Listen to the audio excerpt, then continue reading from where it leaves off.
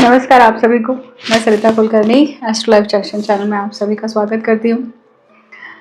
राहु की सीरीज में 4 घर और बाकी है ना, 4 भाव अभी बाकी हैं। आज के वीडियो में हम बात करने वाले हैं राहु इन 9th हाउस।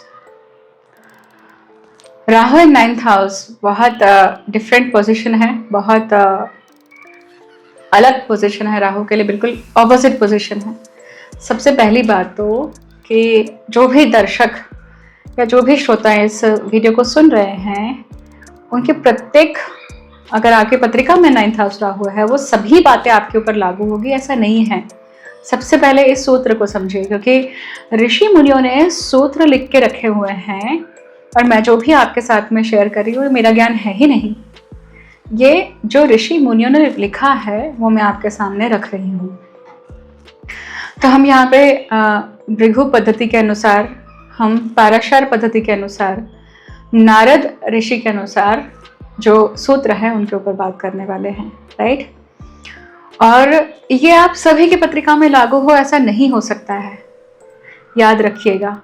तो जब आपकी पत्रिका में वो लागू नहीं हो रहे हैं, इसका अर्थ है कि कुछ और योग जो हैं उसे वो प्रभावित कर रहा है, सबसे पहले तो। परंतु कुछ बेसलाइन चीजें होती है जो सबके लिए कॉमन होती है। देश काल पात्र को इसीलिए यूज किया जाता है कि देश काल पात्र मतलब कहाँ पे व्यक्ति जन्मा है, कहाँ पे उसका किस प्रकार के बीज को लेकर वो भूमि को लेकर आया है, कौन से बीज को लेकर आया है। मतलब किसी बच्चे का जन्म अंबानी के घर पे हो रहा है या राह चलते जो हमें भिखारी दिखते हैं उसके घर में वो बच्चा जन्म लेता है, तो दोनों का प्रारब्ध अलग है, राइट। और दोनों की ही पत्रिका में अगर भाग्य भाव का राहु है तो वो अलग पद्धति से काम करेगा। तो आपको सूत्र उसके अनुसार अप्लाई करने होते हैं, देश काल पात्र के अनुसार। तो अगर जब हम 9th हाउस राहु की बात करते हैं तो उसकी सीधी दृष्टि पड़ती है आपके पराक्रम पे। तो वो पराक्रम कैसा है? केतु का पराक्रम है। मैं केतु के ऊपर, मतलब केतु की क्या कर्स है प्रत्येक भाव के लिए, मैं उसके ऊपर भी श्रृंखला शुरू करूंगी। राहु की जल्द खत्म हो सबसे पहले तो कोशिश करूंगी कि राहु की, आप सभी लोग बहुत आतुरता से वेट करते हैं राहु की सीरीज के लिए, परंतु समय के अभाववश मैं बना नहीं पाती हूँ। तो 9th house Rahu, 9th house is house of religion, 9th house is house of battlefield. Battlefield में, युद्ध भूमि में डिजायर का क्या काम? सबसे पहले तो क्योंकि राहु क्या है? Desire, utmost desire. जो आपके सुप्त भावनाएं होती हैं, वासनाएं होती हैं, वो राहु से देखी जाती है। राहु इस ऑब्सेशन भी बताया जाता है। राहु मलेच्छ ग्रह है, राहु चंडाल कहा गया है। चंडाल का धर्म के घर में क्या काम? मतलब वो धर्म को भ्रष्ट करेगा या फिर धर्म को नहीं मानेगा। 9th हाउस में राहु जब आता है तो वो भाव किसका है? ज्योतिषों का है, गुरुओं का है, पिता तुल्य लोगों का है, जो लोग आपको आशीर्वाद देने के लिए बैठे हुए हैं, राइट। और वहां पे अगर राहु आए हैं, इसका अर्थ है कि गत जन्म में आपने इन सब चीजों को लेकर क्या किया है? वैल्यू नहीं करी है, इसका अनादर किया है, डिसरिस्पेक्ट किया है। फॉर एग्जाम्पल, किसी के घर में अगर पीढ़ी दर पीढ़ी कोई प्रथाएं चली आ रही हैं और अगली पीढ़ी का कोई व्यक्ति उन प्रथाओं को लेकर बोलता है, क्या रूढ़िवादी प्रथाओं को तुम लोग फॉलो करते रहते हो, उसका कुछ औचित्य नहीं है, कुछ का कुछ करते रहते हो, मुझे नहीं करना ये सब, और वो लात मार के निकल जाए। कभी कभी ऐसे समय पे जब तीक्ष्ण राहु होता है, मतलब मूल नक्षत्र का राहु है मान लीजिए, तो वो उन्हीं रूढ़िवादी परंपराओं या उन्हीं सारे जो विधि विधान होते हैं या जो रिचुअल्स होते हैं उसको वो निरादर नहीं, मतलब उसके भी आगे की लेवल करता है। मतलब बहुत बार जहाँ तक भगवान को उठा के या मूर्तियों को उठा के फेंक देता है, पूजा घर जो है ना उसे बंद कर देंगे या अनादर करेंगे, डिसरिस्पेक्ट करेंगे, फिजिकल डिसरिस्पेक्ट करते हैं। और बहुत बार ऐसा भी देखा जाता है कि दे एक्सप्लोर अदर रिलीजन। मतलब जिस घर में, जिस खानदान में, जिस जिस धर्म में आपने जन्म लिया है उस धर्म को छोड़कर दूसरे धर्म को एक्सप्लोर करने के लिए भी जाते हैं। फॉर एग्जाम्पल, अगर कोई ब्राह्मण व्यक्ति है या कोई हिंदू व्यक्ति है, वो अगर वहाँ पे अगर हिंदू देवता का आदर होना चाहिए या पूजा होनी चाहिए, तो अगर मान लीजिए ऐसा व्यक्ति अगर जीसस को मानता है, मानने में गलत नहीं है, वो विषय ही नहीं है समझेगा। हम यहाँ पे पत्रिका समझ रहे हैं और प्रारब्ध समझ रहे हैं, व्यक्ति क्या कर रहा है उसकी जजमेंट नहीं दे रहे हैं। तो सर्वप्रथम अगर कोई ऐसा इस प्रकार का कोई कमेंट या नेगेटिव चीज़ लिखने वाले तो प्लीज़ रुक जाइएगा और कृपया करके एहसान करिए ज्ञान देने वाले पे, और जिन्होंने ज्ञान दिया है उस पर पे भी, कि उसका अर्थ का अनर्थ ना करें। तो यहाँ पे हम सिर्फ प्रारब्ध समझ रहे हैं, राइट। हम सिर्फ कर्स समझ रहे हैं कि वो काम कैसा करता है, वो कार्य कैसे करता है ग्रह। तो राहु का भाग्य भाव में होना मतलब अगर वो क्रिश्चियनिटी को फॉलो करता है, और अगर मान लीजिए वही वाइस वर्सा है, कोई क्रिश्चियन व्यक्ति है और अगर मान लीजिए वो व्यक्ति गणपति को फॉलो करते हैं, गणपति के प्रति बहुत गहरी आस्था रखते हैं, तो इस प्रकार का संबंध देखा जाता है। तो वहां पे जो व्यक्ति जिस जगह पे जन्म लेता है, जिस खानदान में जन्म लेता है, जो प्रथा, जो रिलीजन, जो चीजें उसके घर में, उसके खानदान में, उस लिनिएज में चली आ रही है, उसे न फॉलो करके वो कोई और चीज फॉलो करता है। और ऐसा करके वो क्या करता है, अपने गोत्र को कलुषित करता है। कैसे कलुषित करता है? या अपने खानदान में जो चीजें चली आ रही है उसका अनादर भी करता है। क्योंकि देखिए, अगर हमारे पितरों ने डिसाइड नहीं किया होता हमें जन्म देना है, तो क्या हमारा जन्म होता? नहीं होता हमारा जन्म। इसका अर्थ है कि हमारे पितरों का सबसे पहले हमारे ऊपर अधिकार है।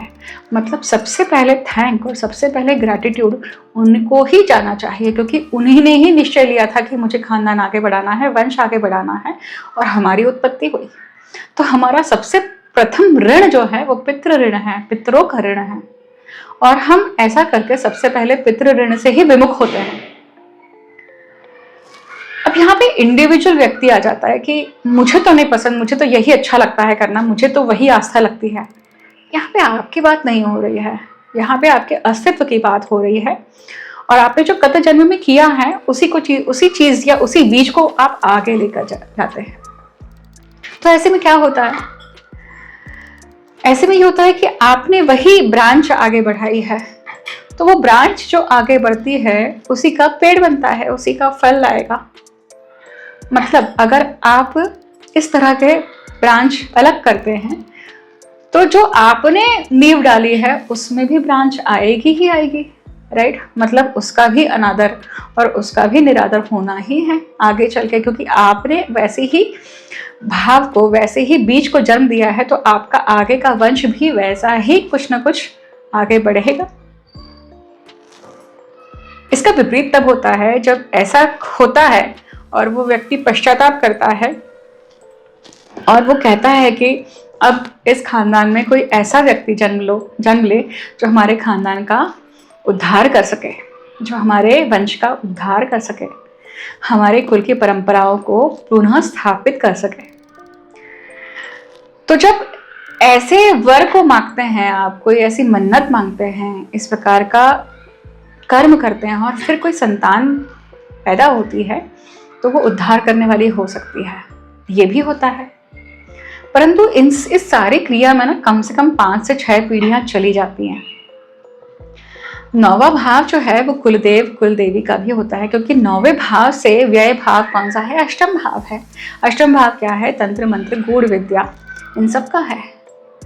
और उस चीज का वो खंडन है, उसी चीज का वो व्यय दिखाता है। इसलिए राहु का वहां पे होना, भाग्य भाव में होना, अष्टम के व्यय को दिखाता है। मतलब अष्टम का वो नाश है कहीं ना कहीं, और व्यय का भी, मतलब भाग्य का भी वो व्यय है।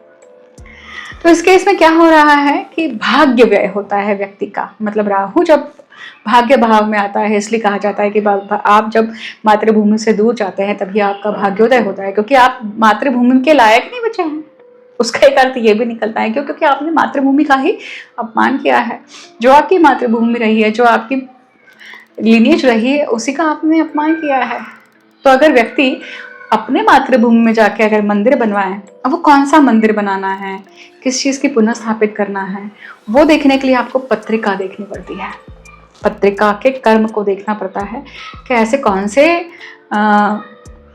इस गोत्र क्या है, उसका पंचांग क्या है, क्योंकि वो पंचांग किस प्रकार का, विष्णु पंचांग है, शंकर पंचांग है, लक्ष्मी पंचांग है, अलग अलग किस प्रकार का अग्रसिव पंचांग है, उसके अनुसार, उसका कर्म बंधन के अनुसार उसे वो कौन सी देवी का, कौन सी देवता का मंदिर बांधना है, ग्राम देवता है, कुल देवता है, कौन सा है, उसके ऊपर डिपेंड करता है। और अगर वो राहु मूल नक्षत्र पे निकल जाए तो वो मूल का नाश ही करेगा। वो मूल का नाश करने के लिए ही जन्म लेकर आता है जातक। नाश मतलब क्या, उस खानदान को मिटाने के लिए, खानदान को नष्ट नाबूद करने के लिए। और ऐसे राहु के साथ में सूर्य जुड़ जाए, चंद्र जुड़ जाए, और वो भी मूल नक्षत्र का हो, मतलब वो सीवियर पितृदोष है। और अगर एक तरफ पूरे ग्रह आ जाए तो वो सीवियर पितृदोष और काल सर्पदोष है। और एग्जैक्टली केतु अगर सामने है और वहां पे चंद्र है या सूर्य है, सूर्य चंद्र मतलब पूर्णिमा का जन्म है, तो वो पूर्ण पितृदोष काल सर्पदोष सहित होता है, जो बहुत तीक्ष्ण होता है। ऐसे में व्यक्ति का जीवन एक तरफ पूरा पलड़ा झुका रहता है और दूसरे जो बाजू रहती है उसके लिए जीवन की, वो पूरी खाली रहती है। ये समझना बहुत डिफिकल्ट है। देखिए, हर एक की पत्रिका में तो आपको ऐसा योग नहीं दिखाई देगा, रेयर आएंगे ऐसे लोग, राइट? क्यों? क्योंकि रेयर उस प्रकार का कर्म बंधन सीवियर है, तभी उस प्रकार का योग आना संभव है। पर जिसके भी पत्रिका में है उसे पता है कि उसकी सीवियरिटी क्या है। जब वो पूर्ण पितृदोष आता है, जब काल सर्पदोष आएगा, अब वो पूर्ण पितृदोष या काल सर्पदोष किस चीज से बना हुआ है? व्यभिचार योग से बना है, चंडाल योग से बना है, पिशाच योग से बना है, लक्ष्मी नारायण योग, कौन से योग से बना है, कौन सा कर्म बंधन है, प्रारब्ध क्या है, उसे पत्रिका को देखे बिना समझा ही नहीं जा सकता है। राहु भाग्य भाव में भाग्य को आइदर बनाते हैं या फिर बिगाड़ते हैं। देखिए, राहु वही है, वो सारे 9 ग्रह वही हैं जो आपके और मेरे पत्रिका में है, और वही 9 ग्रह हमारे जो मिनिस्टर है, प्राइम मिनिस्टर नरेंद्र मोदी जी की पत्रिका में है, या हम योगानंद जी की बात करें, राम जी की बात करें, या कृष्ण जी की बात करें, सबकी पत्रिकाओं में वही 9 ग्रह हैं, वही 12 भाव है। तो क्या फर्क हो जाता है? मतलब हर ग्रह, वो प्रत्येक 9 ग्रह जो हैं व्यक्ति के कर्मानुसार उसका प्रोजेक्शन देते हैं। आपके कर्म बंधन, आपके प्रारब्ध के अनुसार वो उस ग्रह का वो प्रोजेक्शन बाहर आता है। आपने अपना प्रोजेक्शन बदला, उस ग्रह का प्रोजेक्शन बदलता है। अर्थात आपने जैसे ही अपने उस ग्रह को शुद्ध किया, शुद्धिकरण किया, उस राहु के लिए आपने जप किए, तप किए, निवारण किया, चंडाल योग का निवारण, आपने प्रोजेक्शन बदला, उस राहु का प्रोजेक्शन बदला, उस राहु का प्रोजेक्शन बदला, आसपास का वातावरण बदला, उसका एटमॉस्फेयर बदला। तो भाग्य भाव का जो राहु है, वो आपको ये सब सुनने के लिए नहीं मिलेगा वीडियो में कि भाग्य भाव का राहु ये क्वालिटी देता है, वो क्वालिटी देता है। ये सब तो आप YouTube के वीडियोस पे, किताबों में पढ़ सकते हैं। परंतु जो बातें मैं आपको यहाँ पे बता रही हूँ, वो प्रारब्ध की बातें हैं, कर्म की बातें हैं। वो सुनने और समझने के लिए नहीं मिलेगी आपको, कहीं भी पढ़ने के लिए नहीं मिलेगी, क्योंकि ये सारे डिकोडिंग है, राइट? तो भाग्य भाव का राहु, अभी हमने धनु राशि के राहु के अनुसार बात करी, राइट? अब वो राहु अगर नीच का होता है, वृश्चिक राशि का है, तो क्या होगा? धनु राशि का राहु और वृश्चिक राशि का राहु नीच का ही हुआ। मतलब गत जन्म में तंत्र मंत्र, गूढ़ विद्या, रिचुअल्स, कुल देवी, कुल देवत, घर के जो रीति रिवाज है, इन सब चीजों को लेकर क्या किया है जातक ने? गत जन्म में अनादर किया है, बेकार कृत्य किया है, इसलिए ही वो राहु क्या आया है? नीच का आया है। और इस जन्म में परिणाम क्या होता है कि वो उसको नीचता देखने के लिए मिलती है। उसे खुद को रियलाइज तब तक नहीं होता है जब तक उसको जोर की चोट नहीं लगती है। चोट नहीं लगती मतलब जब तक वो भाग्य के मुंह के बल नहीं गिरता है, मतलब कोई बड़ा नुकसान नहीं होता है, किसी व्यक्ति का चला जाना, घर में किसी की डेथ हो जाना, पिता की डेथ हो जाना। ये सीवियरिटी के ऊपर डिपेंड करता है कि वो कंपोनेंट मिसिंग हो जाता है, क्योंकि ये राहु मतलब ये नवम भाव जो है जहां वो राहु है वो चौथे भाव से षष्ठ भाव है, मतलब माता का दुख हुआ, माता का रोग हुआ। प्रथम भाव हुआ अपने पिता के लिए, और दशम भाव से वो व्यय भाव हुआ मतलब करियर के लिए। मतलब करियर मतलब आपके करियर में कोई बहुत बड़ा डाउनफॉल होता है तब व्यक्ति उस तरफ मुड़ता है। मतलब कहने का अर्थ यह है कि जब तक व्यक्ति के जीवन में उससे तोड़ा नहीं जाता है, उसकी जो एक प्राउड फीलिंग होती है, राइट, हम मराठी में बोलते हैं कि गुरूर टूटना ना, तो जब तक वो चीज़ नहीं होती है ना, जब तक उसको तोड़ा मरोड़ा नहीं जाता है, उसको मार नहीं लगती, तब तक उसको अक्ल नहीं आती है। यही वो राइट शब्द है। तो तब तक वो ज्योतिष के तरफ या इन सब के तरफ मुड़ता नहीं है। एक और बात होती है, जब राहु नीच का है तो वो जातक जो है ना, वो दिव्य ग्रंथ, एंशियंट टेक्स्ट, एंशियंट नॉलेज, ज्योतिष विद्या, कोई भी जितनी भी सारी जो धर्म स्थापना हेतु चीज़ें बनाई गई हैं या जो हमें मार्ग दिखाती है जीवन को कैसे जीना है, जो भी विद्या, उन सब विद्या के प्रति कहीं ना कहीं उसका अनादर होता है। उससे ज्योतिषों का अनादर होगा, चैलेंज करने के लिए जाएगा ज्योतिषों के साथ में या पंडितों के साथ में चैलेंज करना जाना, ये भी होता है या फिर एक्सट्रीम होता है। मतलब अब वही अगर उच्च का राहु है ना, तो वो एग्जैक्टली ऑपोजिट बिहेव करेगा। कर्म बंधन वैसा ही है, परंतु इस जन्म में ना वो ऐसे ही माहौल में रहेगा, उसे रहने के लिए मिलेगा, तीर्थ क्षेत्र में जाने के लिए मिलेगा, ऐसे गुरुओं के सानिध्य में रहेगा, पर सब कुछ क्या होगा, एकदम ऑपोजिट तरीका होगा। मतलब अगर कोई व्यक्ति ब्राह्मण है तो वो अघोर के सानिध्य में रहने के लिए जाने के लिए जाएगा, या उसे तंत्र मंत्र पढ़ाया आएगा, या मतलब एग्जैक्टली ऑपोजिट की तरफ उसका क्या रहेगा, झुकाव रहेगा। भाग्य उस दृष्टि से उसे प्राप्त होगा, वहां पे आशीर्वाद भी है, क्योंकि मिथुन राशि का राहु या वृषभ राशि का राहु क्या है, वृषभ राशि का राहु अगर है तो वो कुटुंब को लेकर है, और वो कुटुंब को लेकर ये सारी चीजें कर रहा है। मतलब उसको अपने कुटुंब के लिए कहीं ना कहीं कुछ चीजें करनी है, इसलिए वो भाग्य लाने की कोशिश कर रहा है, पर इस माध्यम से। वही अगर वो मिथुन राशि का उच्च का राहु है, मतलब क्या हुआ कि वो पराशर ऋषि के हिसाब से कालपुरुष कुंडली में तीसरे भाव, मतलब मिथुन राशि का राहु, मतलब वो सौभाग्यवती स्त्री की छाया है। मतलब सौभाग्यवती स्त्री के से संबंध में कोई ऐसा कर्म बंधन है जिसके कारण उसे भाग्य मिला है। वो स्त्री उसके भाग्य को क्या करती है, सपोर्ट कर रही है, परंतु सपोर्ट करने के साथ साथ वो उसे ट्रैप में बांध के भी रखती है। तो बहुत सारे जीवन के कुछ ऐसे पक्ष है वो जीने नहीं देगी उसे। ऐसी बहुत सारी चीजें हैं कि आप भाग्य भाव के राहु को लेकर समझेंगे। अब हम बाकी सभी राशियों के लिए बात कर सकते हैं, परंतु ये वीडियो काफी लंबा हो जाएगा। अभी हम सिर्फ और सिर्फ 9th हाउस राहु के लिए कनेक्ट कर रहे हैं ये चीजें, है ना। तो ये प्रारब्ध समझने के लिए आपको काफी अच्छा कंटेंट है, इसे गो थ्रू करिए, वापस से एक बार सुनिए अगर नहीं समझ में आ रहा है तो। और इसके आगे की एडवांस जो क्लास है किसी और दिन, किसी और वीडियो में। थैंक यू सो मच मुझे अभी तक सुनने के लिए। अच्छा लगता है तो वीडियो लाइक शेयर सब्सक्राइब कीजिए और लोगों तक पहुंचाइए। यहीं पे विराम देती हूँ। धन्यवाद। हर हर महादेव। जय माँ कामाख्या। जय माँ छिन्नमस्ता।